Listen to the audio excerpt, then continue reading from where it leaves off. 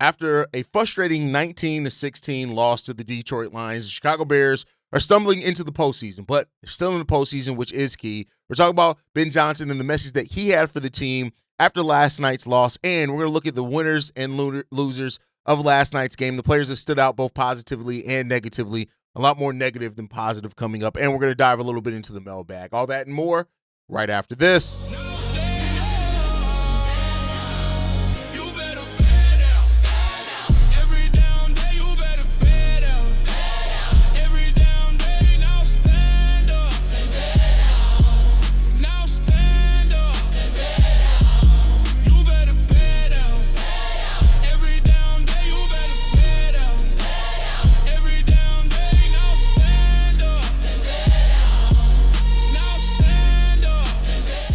What's going on, Bears fans? Welcome to another episode of Chicago Bears Central, your number one spot for everything Chicago Bears related. I'm the host there, Haize, but more importantly, you guys can follow the channel at Chi Bears Central on every social media platform we happen to be on. With that said, let's go ahead and get into this content for today, y'all. And last night was frustrating by the Chicago Bears. I think there's just no doubt about it, man. The Bears, it was just frustrating for a number of reasons. The Bears just not scoring in 3/4 of that game was probably one of the things that was glaring. You had mistakes that Ben Johnson admitted. You saw the moment where he realized he should have went for it on the fourth down rather than punting it to the Detroit Lions, considering the way that they were moving the ball up and down against the Chicago Bears. And the defense was largely trash for the majority of that game. I mean, yeah, we had some moments of getting some sacks and, cool there, right? But overall, it was just a very, very disappointing game by the Chicago Bears, and the disappointment was all over the game. And we're going to talk a little bit about, the players that stood out, both good and bad to me, those type of things. But, Ben Johnson had a comment after the game when he talked about this. He said this: "I let them know it's a new season, so we're starting fresh right now. If we want to make the most out of this new season, we need to go on a 4-game winning streak, which we've done twice already this year." It's good to hear, but Ben Johnson is a motivator. He's a leader of men. He's exactly what we wanted from a head coach for the Chicago Bears. There's just no doubt about that. He's been that plus some, right? Now, that doesn't mean everything has been perfect, but he has brought a lot of the leadership and stuff that we need, and his message is right. It is a new season. The playoffs are new. The streaks, whatever, it does from the regular season, it doesn't matter once you get into the postseason, because every game is win or go home. And when you face those stakes, it usually tells you a lot about the makeup of your team. You need to be able to not think about what went wrong at the end of the season. The fact of the matter is you're still the number 2 seed in the NFC. So the fact that you're riding in there with a 2-game losing streak, at the grand scheme of things, it doesn't fucking matter. What matters is how you now get ready, prepare, and you go into this playoffs, and if you're ready for it. Now, our opponent is going to be the Green Bay Packers, a opponent that we are very familiar with, that's familiar with us, that is in our division, and considering that we split the season series, it says a lot, and it's just a kind of like poetry that is all going to come down for the bragging rights for the offseason. Who wins this game? You don't usually get that opportunity, but that's what it's going to come down to for the Chicago Bears. And we got the late game on Saturday, short week for the Bears. Let's go ahead and get it. Let's lock in, and let's get this done. And that's just really what it comes down to. So Ben Johnson's message to his team is the right message to have. What you need to focus on now is getting 4 wins. Get those 4 wins. You've gone on 4-game winning streaks before. Get those 4 wins. The regular season now at this point, yeah, we'll talk about it. We'll review it. There's still a lot that you can take away from that, and that you need to use that to base your decisions that you are going to go into the offseason. But when it just comes down to it, this is the playoffs. This ain't the regular season. And you got to be prepared. You got to be ready. You got to be locked in, and you got to be willing to sacrifice. You got to play above what you've played in the regular season. That goes to everybody, down from Caleb down to the 53rd man on the roster, whoever you view that is. Everybody's going to have to step up. And, Ben Johnson isn't pleased. And he said that he was. And he shouldn't be happy with himself or a lot of the other things in this. This defense is god-awful trash. But, Ben Johnson, and I'll say this, that decision to not go forward on 4th down, it didn't feel right at that time. Yes, it was 4th and 5. It's not like it was 4th and 1. But it was that's where you play to win the game and don't play not to lose the game. And I feel like what Ben Johnson did in that moment was that he played the game to try to say, all right, let's just get a stop. We'll go into overtime. That's not what you do. You play to win the game. That's it. You play to win the game.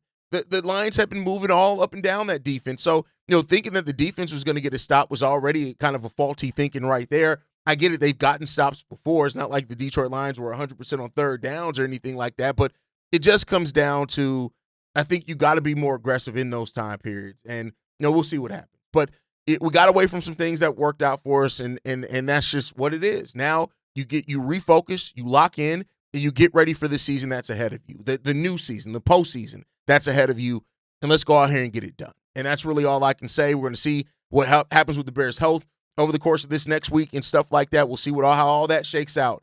But the Bears need to focus on just getting shit done, and let's hope that this can be a team that can get stuff done, and we'll see how that's going to work out. But with that said, as I do after every game, I got to talk about the performances, both notably good and notably bad. The one player, or one of the players that I want to focus on as far as having a great game, is Colston Loveland. Like, when you look at Colston Loveland and what he did in one-on-one coverage, anytime he made, 10 receptions, 91 yards, 1 touchdown.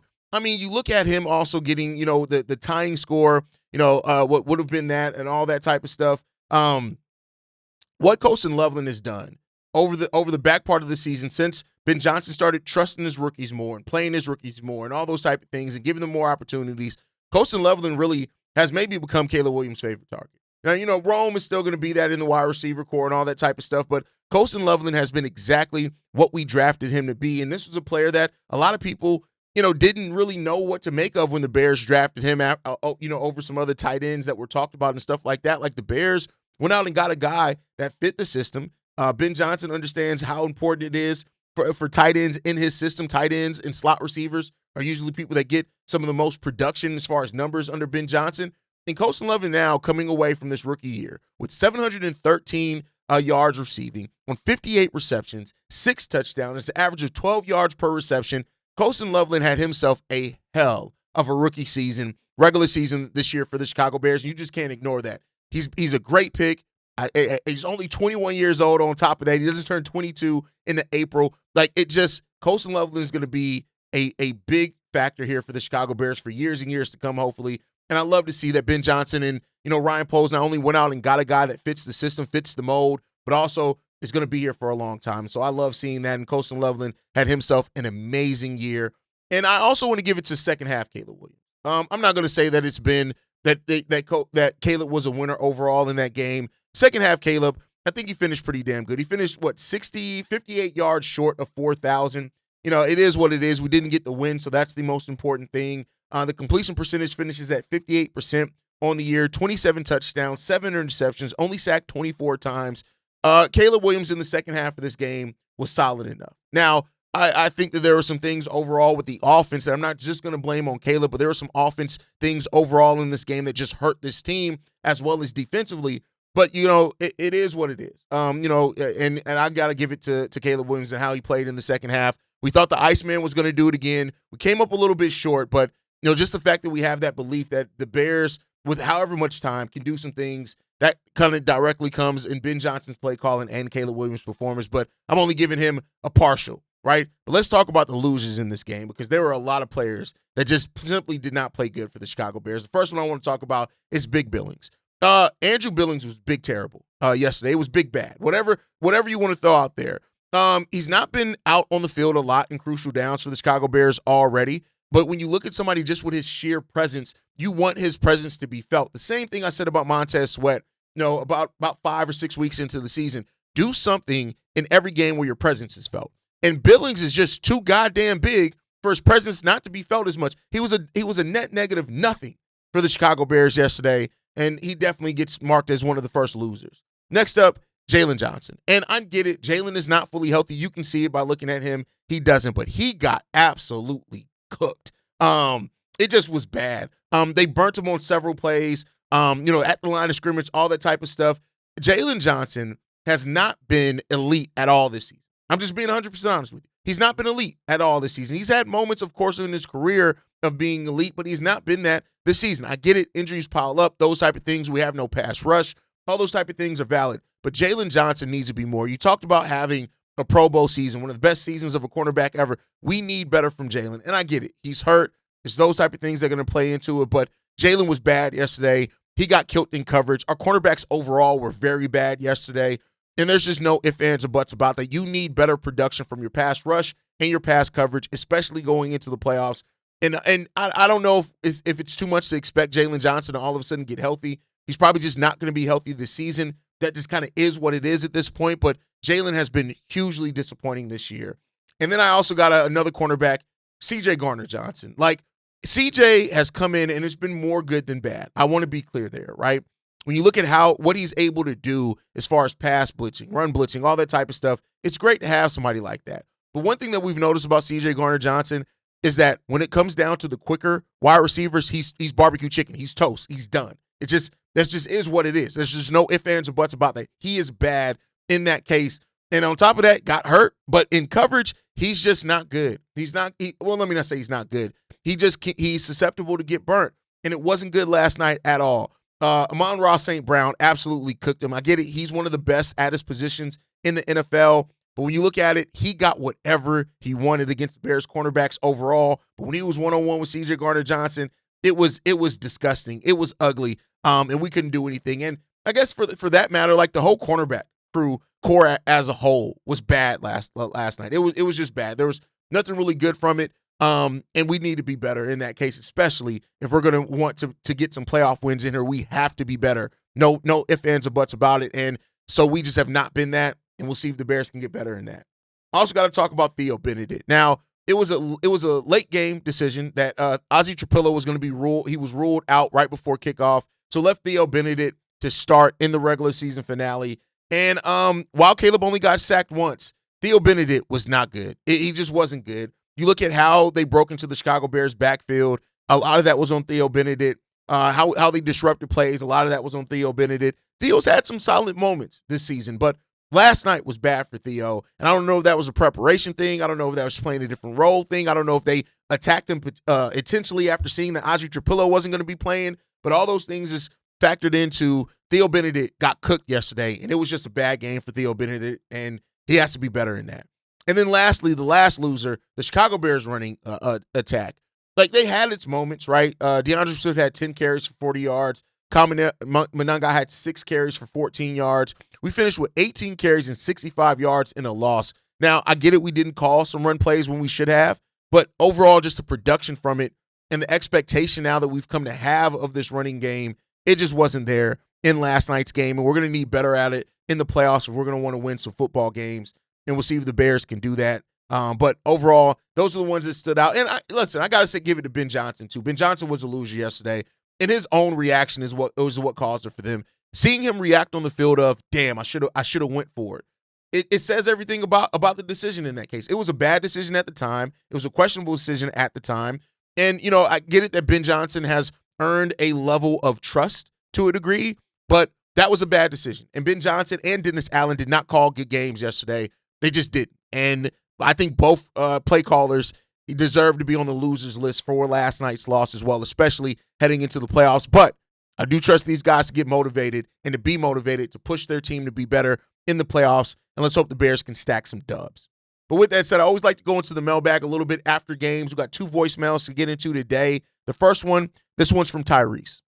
What up, Drip and the Cognac boys? What's going on, man? It's your man, Tyrese, man. I just wanted to chime in after this heartbreaking loss to our foes up north. But anyway, you know me, I'm an optimistic Bears fan, and I just wanted to call in and get my little coaching from the couch moment with you guys and tell me, what y'all think about next week against the Green Bay Packers, which we know them well, they know us well, but I just feel like in this game, Caleb going to have to use that 4.6 speed or however fast he run and pick up an extra few yards instead of constantly going to his right and throwing the ball hard as hell to a receiver and try to, instead of that, try to pick up an extra few 3-4 yards or whatever if you can.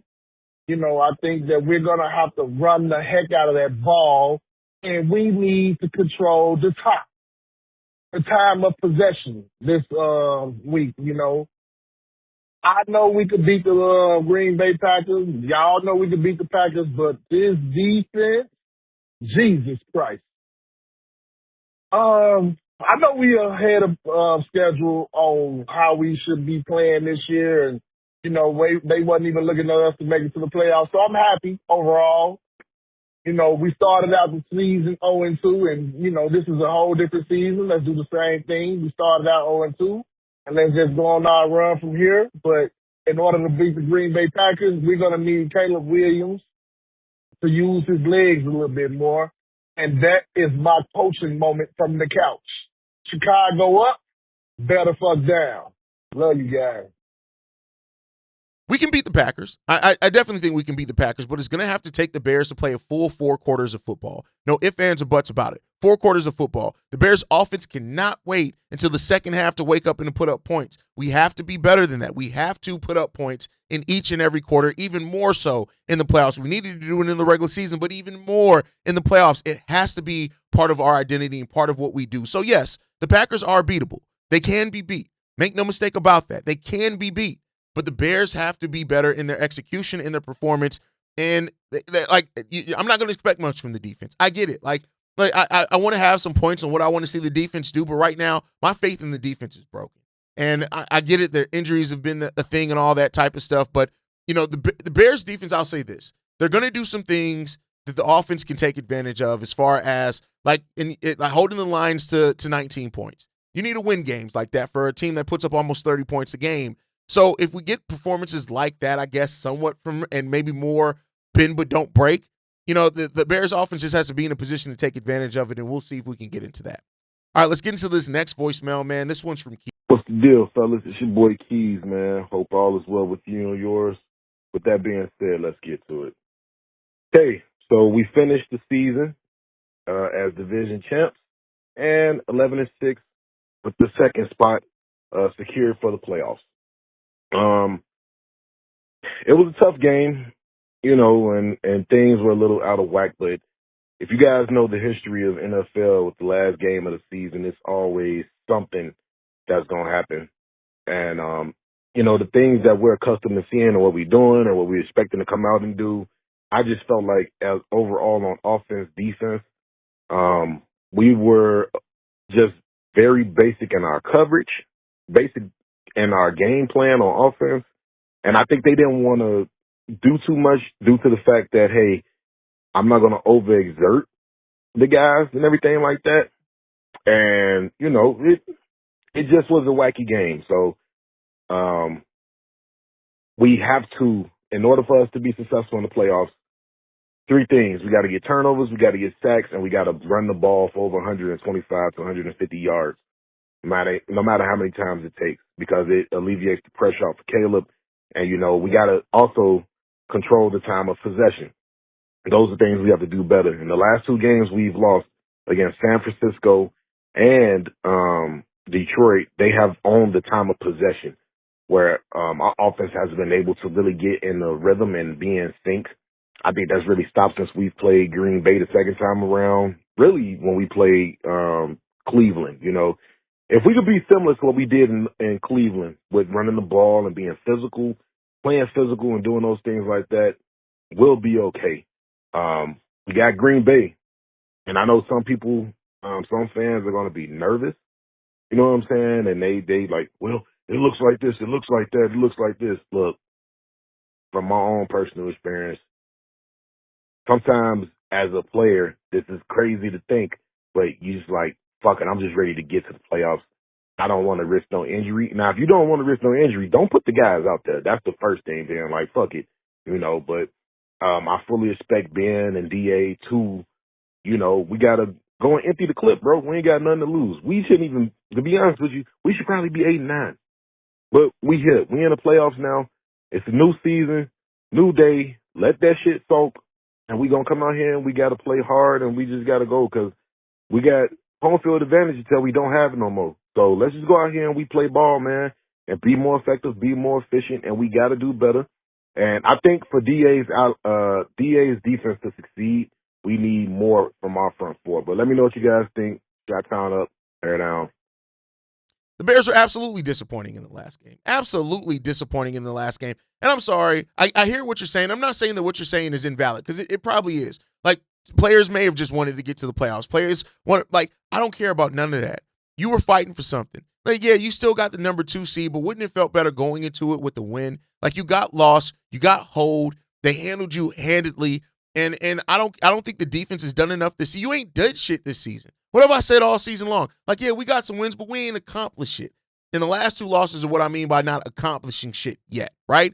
So I don't think you can afford to take time off. I'm not saying that it's an impossibility that that's what the Bears players were feeling, and you're probably 100% right on that. But it's still not an excuse. It's not a reason. You got to go out there and play your ass off. So you need to tap into something before this playoff starts and in these playoff games, because fans right now aren't very confident in this team riding to the playoffs with 2 losses.